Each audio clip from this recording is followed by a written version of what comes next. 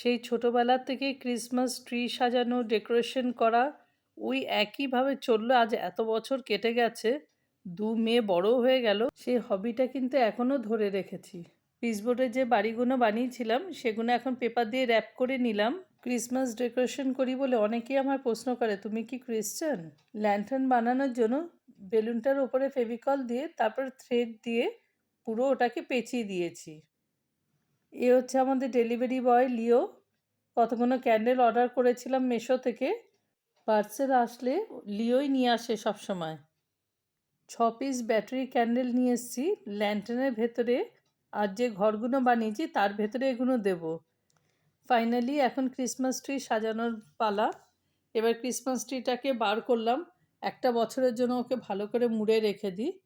ওগুলোকে এখন গুছিয়ে নিয়ে পুরো ক্রিসমাস ট্রিটাকে ছড়িয়ে দেবো। ক্রিসমাস ট্রি ডেকোরেশন করা, ক্রিসমাস ট্রিকে পুরো আবার প্যাক করে রেখে দেওয়া, টোটালটাই আমার একটা ডিউটির মধ্যে পড়ে গেছে। আমার ২ মেয়ে একদম এগুলোতে হেল্পও করে না, কিছু না। শুধু ওরা ফাইনাল টাচ দেওয়ার জন্য ওরা দুজন আসে। এছাড়াও যে যখন ছড়াতে হবে বা ক্রিসমাস ট্রিটাকে সাজাতে হবে সেই সময় ওরা আর নেই। চলো এবার গয়নাগুলো পরিয়ে দিই। না, গয়নাগুলো আমার না, ক্রিসমাস ট্রির। ক্রিসমাস ট্রিকে একটা একটা করে গয়না পরিয়ে দিই, মানে ও স্টার, সান্তা, বল যেগুলো আর কি দিয়ে ডেকোরেশন করা হয়। পুরো ক্রিসমাস ট্রিটা দেখো সাজানো হয়ে গেছে আমার। খুব সুন্দর লাগছে দেখতে।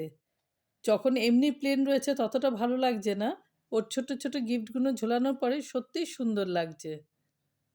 আমার ২ মেয়ে বলছে ক্রিসমাস ট্রিটা সাজানোর পরে একটা ক্রিসমাস ক্রিসমাস ফিলিং চলে এসছে ওদের মধ্যে। একটা স্নো ভিলেজ বানাবো, সেটা অবশ্য তোমাদের সাথে শেয়ার করব। ডেকোরেশন করেছি আমি, কষ্ট করলাম আমি, খিদে পেয়ে গেছে আমার মেয়ের। ওর অর্ডার ধোসা করে দাও। ও চেন্নাইকে খুব মিস করছে, তো তাই ওকে মনে করিয়ে দিচ্ছি, আইয়া দোসা।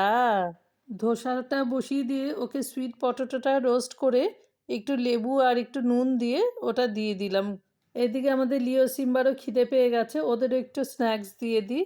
ওদের যেটা স্ন্যাক্স, আমাদের লিও আবার এটা ভালো খায় না। রয়্যাল ক্যানেলটা আবার লিও অত ভালো খায় না, স্টিকটা একটু বেশি পছন্দ করে। সিম্বা আবার রয়্যাল ক্যানেলটা আবার বেশি পছন্দ করে। এদিকে দেখো আমার ২ মেয়ে, বলেছি না এমনি সময় আসবে না, দেখো টাচ আপ দিতে চলে এসছে। এখন দেখো ওদের নাকি এত ক্রিসমাস ফিলিং আসছে, তার জন্য ওরা আজকে কমপ্লিট করবে ডেকোরেশনটা। সব ক্যান্ডেল লাগিয়ে দিয়েছে, ঘরগুলোকে বসিয়ে দিয়ে দেখছে কীরকম লাগছে দেখতে। ওপরে দেখো ডেকোরেশনও ওদের করা হয়ে গেছে। ড্রাই ফ্রুটগুলো কেটে নিয়ে রামের ভেতরে ৩ দিন সোক করার জন্য রেখে দেবো। দেখা হচ্ছে আবার নেক্সট ব্লগে। ক্রিসমাসের আরও ডেকোরেশন নিয়ে তোমাদের সাথে শেয়ার করব।